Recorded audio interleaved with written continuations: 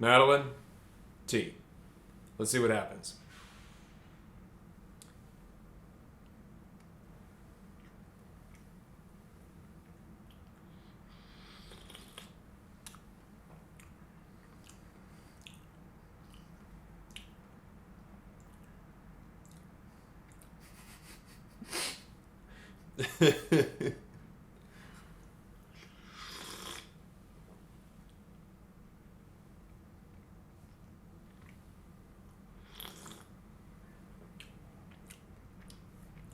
Kind of just like spongy sugar. It's alright. I don't know what the big... Better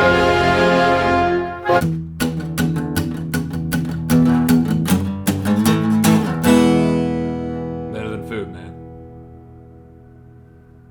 Good blah blah, everybody. Welcome to Better Than Food Book Reviews. It's great to see you guys. This review is lit by a wonderful patron of mine named Aysha Tarayam. I hope I'm pronouncing that properly. She is an author in her own right, and she wrote this book, which is a collection of social commentaries called The Opposite of Indifference, which I cannot wait to get to. Because of her very generous donation, I can now do reviews around the clock, so I'm going to experiment with my first nighttime review as soon as possible.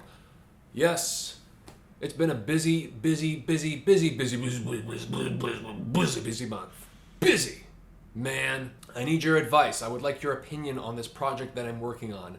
I'm going to take the advice of my patrons first, so they're going to get filled in about this new project over the weekend, and then we're going to go from there. So if you are a patron, or if you're going to become a patron, so you can give me your opinion, I would greatly appreciate it. Thank you very much. I'm going to listen to you guys first. After I get the input from everybody, then I'll move on to a public video and I'll make the announcement and we'll get some more feedback and we'll just, it'll go from there. So very, very eager to do so. So like I said, you can get a head start and give me your input if you become a patron on Patreon, and I would very much like to hear your opinion. Thank you very much for watching and supporting the show. For today, just have a listen to this real quick. I carried to my lips a spoonful of the tea in which I had let soften a bit of madeleine, but at the very instant when the mouthful of tea mixed with the cake crumbs touched my palate, I quivered, attentive to the extraordinary thing that was happening inside me. A delicious pleasure had invaded me, isolated me, without having any notion as to its cause. It had immediately rendered the vicissitudes of life unimportant to me. Its disasters innocuous, its brevity illusory, acting in the same way that love acts, by filling me with a precious essence, or rather this essence was not merely inside me, it was me. I had ceased to feel mediocre, contingent, mortal. Where could it have come to me from, this powerful joy?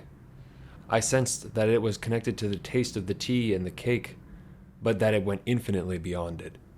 Could not be of the same nature. Where did it come from? What did it mean? How could I grasp it? Man, ain't that something. That's the famous passage about the Madeleine that became the quintessential Proustian moment, so to speak. So hello, good to see you guys. Happy to be back. We're going to spend the morning making up for lost time talking about In Search of Lost Time by Marcel Proust. The first volume of 7, which is Swann's Way, or The Way of Swann, which is translated by a great author in her own right, Lydia Davis.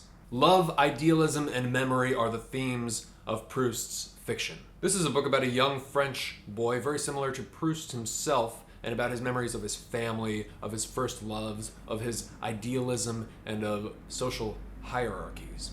I'm going to meander on a memory. That's what I do. I meander, and somehow we find each other in this ocean of memories, which becomes collective. And I think that Proust knew that you could, to some degree, express that collective memory.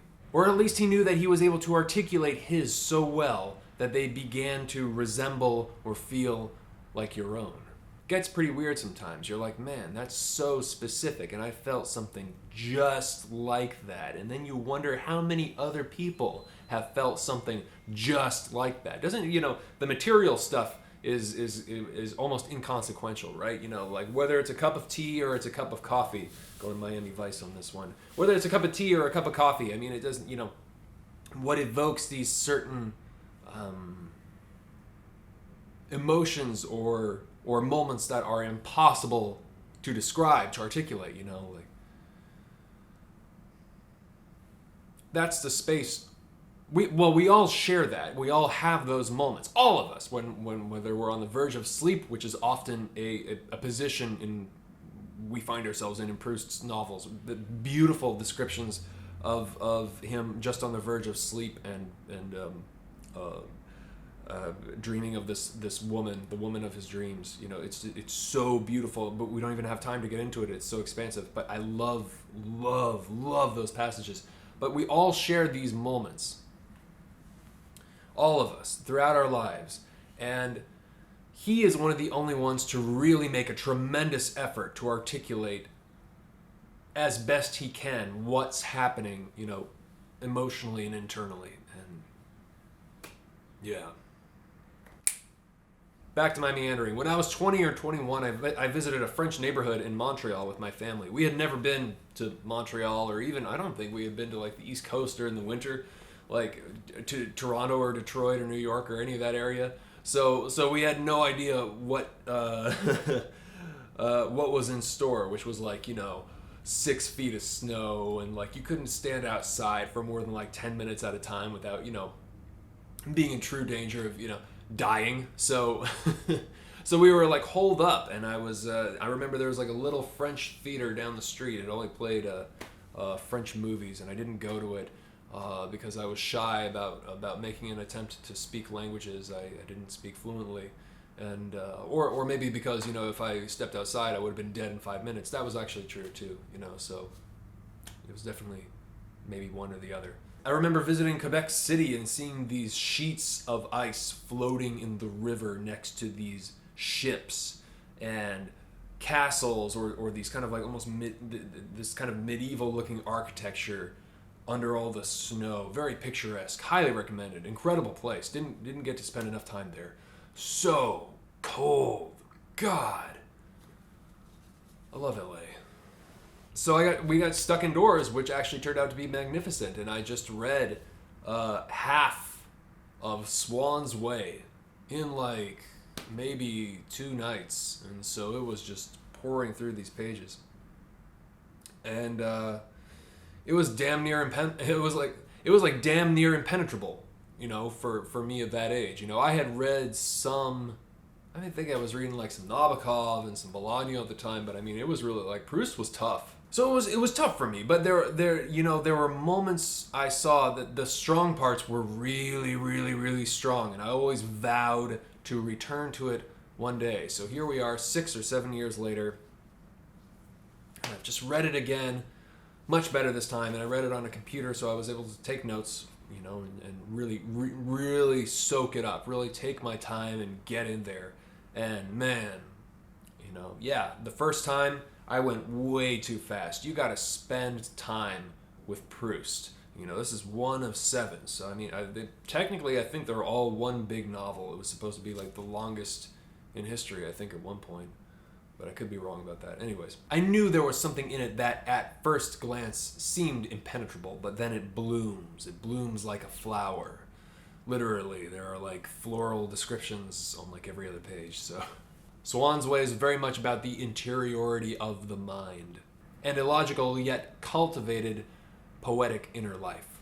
The place where Proust spent most of his years. There's a real similarity to Jorge Luis Borges, who I recommended at the very beginning of the show. It was the very first book I recommended. The absolute, you must, like, the end-all be-all book you must have that is better than food is The Collected Fictions of Jorge Luis Borges. I still stand by that. You absolutely must read it. There are similarities in these guys in that they were just... I think they felt a lot of guilt for not being, you know, the term would be like man of action, like, you know, kind of like manlier men. They were very cooped up, you know, life of the mind, reading everything voraciously, and had difficulties. Both of them had difficulties with their parents and their fathers, and they were both very, very close to their mothers, interestingly enough, and they were alive at the same time. Proust died, but I don't know if they were writing it exactly. No, I don't think they were writing it. I think Borges came after Proust. Yeah, Borges came after Proust by about 20, 30 years. But they were alive at the same time, and they were both writing about some very similar material: dreams, sleep, reality, inner complexities. Yeah, Borges was blind, and he was almost entirely in his own head, living with his mother most of his life. Proust was feeble and sickly, especially in later life, and it is painfully ironic considering his father was one of the men who was responsible for curing cholera in France.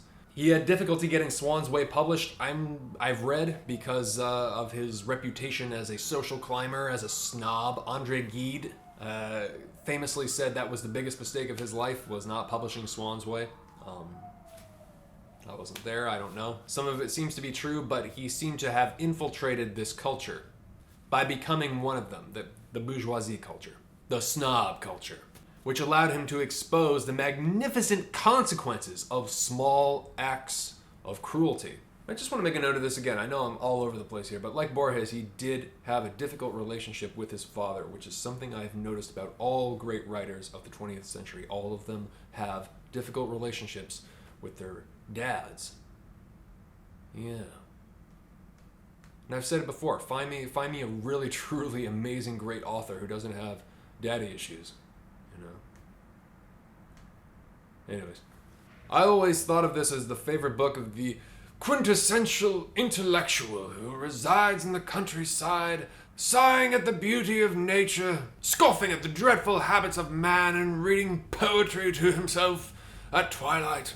If any of you have seen the magnificent comedy Withnail and I always picture that Uncle Monty was a giant fan of Proust.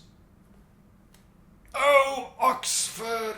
God, I don't remember who played that, but that dude did such a fucking incredible job. It was so funny. So funny. That is one of the greatest comedies of all time. I mean, it's so fast-paced. I mean, it is not a crowd pleaser, but man, if that's your style of humor, which it is for me definitely, then man, that's a great comedy. Withnail and I, you gotta check that out. The funny thing about Proust is that while he's always associated with these characters of the upper crust, or runs in circles which my 60-year-old Tom Waits loving mother who drives 18-wheeler trucks would refer to as foo-foo or shishi, these characters are constantly criticizing each other, heaping on the insults and throwing shade, throwing around the term snob like people throw around the term hipster today. But let's back up here. I know I'm all over the place. This is a book about memory, a young boy's memory. This young French boy who recalls the people he and his family used to know. His fascination with their manners and affectations, and the dominance hierarchy in their social circles. These little character studies and these idiosyncratic moments make up the narrative and the patterns in Swann's Way.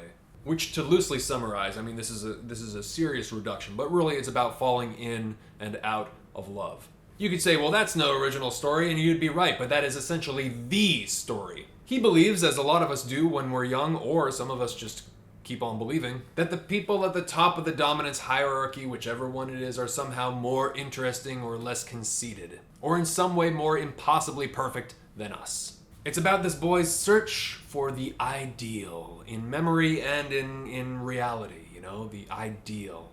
This idealistic boy who eventually becomes sort of disillusioned. Maybe not cynical, but definitely recalls learning some profound, kind of tragic lessons about people and the lengths to which they will go to make themselves look good at the expense of other people, some of whom may have been very close to them yesterday. He nails the insecurities of those with status, of those with a lot to lose in their social circles, of the frenetic and seething desire to be recognized as more than you are, and to be recognized as something desirable or somebody important, to be wanted or to be loved or to reach the ideal. How do you act when you're around people who you find prestigious or admirable? You can't help but ask yourself these questions when you're reading Swann's Way. I mean, none of this has changed, which I'll repeat 1,000 times. Because in here you're privy to all the conceit and deception and jealousy and cowardice and kind of sickening behaviors among these wealthy people. The gossip and cynical fraudulence of those whom people claim to be friends with when they're really just essentially flinging shit. And this doesn't even just go for wealthy people. I mean, this exposes just really relationships between people. It doesn't matter if you're rich or poor. This exists just as much among the poor as it does among the middle class and then the wealthy. So the bourgeoisie, the aristos, the upper crust, the 1% are just people. You'll never escape the social hierarchy. No matter if you're rich or poor, wherever you live, we will never all be equal in each other's eyes, no matter what. That's the tragic lesson that I've taken away from Swann's Way. There are 3 sections in the book, the first of which is Cambrai with the Madeleine and memories of his family and the town he grew up in. Swann in Love, the longest piece, detailing this character the boy admires, who was the friend of his parents and this main character we follow in the book, in a disturbingly articulated and way too familiar descent into romantic obsession. Maybe the most brilliant I've ever read, just because of the nuanced details that you can absolutely identify with as you can just watch yourself driving yourself insane. And finally, a very short chapter at the end called Place Names, the Name, where the boy meets the daughter of Swann and he falls in love with her. So there's a lot of territory to cover in this one, but the main story is the one between Swann and his romantic obsession, this woman named Odette, whom he gradually becomes insanely jealous of. Here's an example of it, and you'll notice these long sentences and paragraphs. Seems like Swann's mind just keeps turning over itself and expanding, gradually developing this bizarre and subtle neurotic hell that is called love. Swann's love had reached the stage where the doctor and, in certain affections, even the boldest surgeon, ask themselves if ridding a patient of his vice or relieving him of his disease is still reasonable or even possible. Certainly of the extent of this love Swann had no direct awareness. When he tried to measure it, it sometimes seemed to him diminished, reduced to almost nothing. For example, the lack of pleasure, the displeasure, inspired in him, before he loved Odette, by her expressive features, her faded complexion, came back to him on certain days. Really, I'm making some progress, he would say to himself the next day. When I think about it carefully, I hardly enjoyed myself at all yesterday when I was in bed with her. It's odd. I actually found her ugly. And of course he was sincere, but his love extended well beyond the realms of physical desire. Odette's body itself no longer had a large place in it. When his eyes fell upon Odette's photograph on the table, or when she came to see him, he had trouble identifying the figure of flesh or cardboard with the painful and constant disturbance that inhabited him. He would say to himself almost with surprise, "It's she," as if suddenly someone were to show us in a separate, external form one of our own diseases, and we found that it did not resemble what we were suffering. She, he tried to ask himself what that was. For one thing love and death have in common, more than those vague resemblances people are always talking about, is that they make us question more deeply, for fear that its reality will slip away from us. The mystery of personality. And this disease which was Swann's love had so proliferated, was so closely entangled with all his habits, with all his actions, with his thoughts, his health, his sleep, his life, even with what he wanted after his death. It was now so much a part of him that it could not have been torn from him without destroying him almost entirely. As they say in surgery, his love was no longer operable. While Swann's Way might take you a while, it's definitely worth the effort. Absolutely. Because you have these one-liners in this book that I've highlighted. I can't even read all of them. There's too many of them. But they just open worlds, right? And they suggest like entire other books or series that could be written just off the basis of these little lines. I had to be careful when I was reading him because I could just get into this rhythm and this groove and I could just wash over them. But, when you're paying attention, man, you want to soak the pleasures of this one up. It's like a meal that is meant to be eaten slow. Like J.K. Huysmans, who I picture in my head as sort of the darker alter ego of Proust. He's famous for his descriptions of sensorial experience and nature. It's the same tone as In the Mood for Love by Wong Kar-wai. It's deliberately slow-paced, lusciously sensual and sprawling, long takes, or long sentences in this case, that allow you to slip in a meditative trance. It takes some getting used to if you're coming off from like a curt, concise, fast-paced Hemingway style. One person on Instagram described Proust as the literary equivalent of ambient music, which I thought was perfect. That's exactly what it is. It's the best wintertime book I've read. The ideal situation is to be snowed in and read Swann's Way. I once saw the musician Tim Hecker in an auditorium, or rather, I didn't see him because we were in an auditorium in pitch black darkness, and he created this sound. It was a great show. It was like 90 minutes of just, noise or ambient music, whatever you'd like to call it, and he created this sound that sounded like like at one point it sounded like 1,000 piano strings being cut at once, and I suddenly understood that certain sounds can create new neural pathways, the same way as taste, how it affects memory, and you can forge new memories or you can excavate or dig up old ones in such an expedient manner that you're blindsided and totally unprepared for it. And I realized this is what happens in that famous passage with the Madeleine, where the boy takes a sip of tea with the pastry and then has this vivid recollection of his hometown in France. Proust's enormous triumph is his manner in which he plainly describes that which is indescribable. He makes it look easy.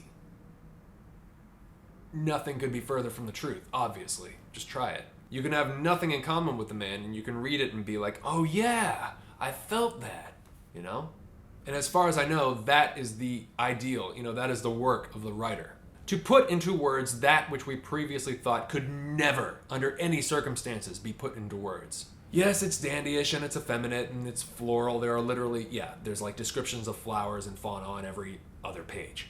And the pastoral descriptions, if you're not in the mood, can be like almost nauseating. Like, all right, you're gushing. You can't look at the sunset in the forest without sobbing. We get it. But if you can get past that, you can admire the strength of this writing. These deeply impressive passages of nuanced internal complexities, just as mysterious now as they were then. That is why literature is unbelievably powerful. And Proust, above all, knew this. He knew the power of books. I'll leave this with you guys, for you to share with people who complain about fiction not being real. I should do a video about that in and of itself. There's this moment in the book when the boy talks about reading. Those afternoons contained more dramatic events than does, often, an entire lifetime. These were the events taking place in the book I was reading. It is true that the people affected by them were not real, as Francois said, but the feelings we are made to experience by the joy or the misfortune of a real person are produced in us only through the intermediary of an image of that joy or that misfortune. The ingeniousness of the first novelist consisted in understanding that in the apparatus of our emotions, the image being the only essential element, the simplification that would consist in purely and simply abolishing real people would be a decisive improvement. A real human being, however profoundly we sympathize with him, is in large part perceived by our senses. That is to say, remains opaque to us, presents a dead weight, which our sensibility cannot lift. If a calamity should strike him, it is only in a small part of the total notion we have of him that we will be able to be moved by this. Even more, it is only in a part of the total notion he has of himself that he will be able to be moved himself. The novelist's happy discovery was to have the idea of replacing these parts, impenetrable to the soul, by an equal quantity of immaterial parts, that is to say, parts which our soul can assimilate. What does it matter thenceforth if the actions and the emotions of this new order of creatures seem to us true, since we have made them ours, since it is within us that they occur, that they hold within their control? As we feverishly turn the pages of the book, the rapidity of our breathing and the intensity of our gaze. And once the novelist has put us in that state, in which, as in all purely internal states, every emotion is multiplied tenfold, in which his book will disturb us, as might a dream, but a dream more lucid than those we have while sleeping, and whose memory will last longer, then we see how he provokes in us within 1 hour all possible happinesses and all possible unhappinesses, just a few of which we would spend years of our lives coming to know, and the most intense of which would never be revealed to us, because the slowness with which they occur prevents us from perceiving them. Thus our heart changes in life, and it is the worst pain. But we know it only through reading, through our imagination. In reality it changes as certain natural phenomena occur, slowly enough so that, if we are able to observe successively each of its different states, in return we are spared the actual sensation of change. I wonder if Proust liked coffee. Let's try it with coffee. Let's see.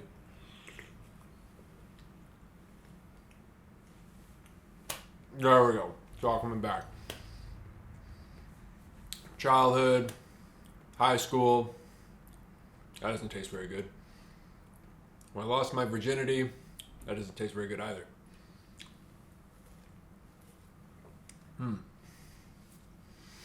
Always remember that life is far too short to read bullshit. I'll talk to you guys soon. Have a good one. Subscribe. Donate if you can. Yeah, lots more to come. Take care of yourselves. Have a great day. Talk to you later. Ciao.